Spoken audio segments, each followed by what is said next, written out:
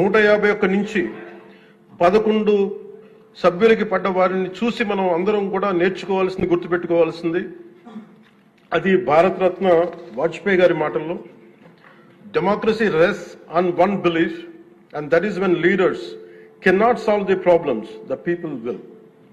అందుకని ఇది మనం చాలా జాగ్రత్తగా మన వాజ్పేయి భారతరత్న వాజ్పేయి గారి మాటల్ని మనం తీసుకోవాలి అధ్యక్ష.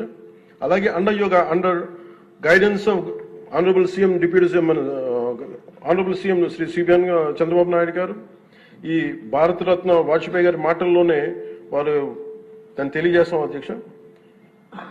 The challenges we are facing ahead, మనకున్న ఛాలెంజెస్ కానీ ఉన్న సమస్యలన్నింటినీ భవిష్యత్ వికసిత్ ఆంధ్రప్రదేశ్ దిశగా ఎలా వెళ్ళాలి అని అనుకుంటే అది వాజ్పేయి గారి మాటలను చెప్తాను అధ్యక్ష. It's no problem we cannot tackle, no challenge we cannot face, no opportunity we cannot seize. జై హింద్.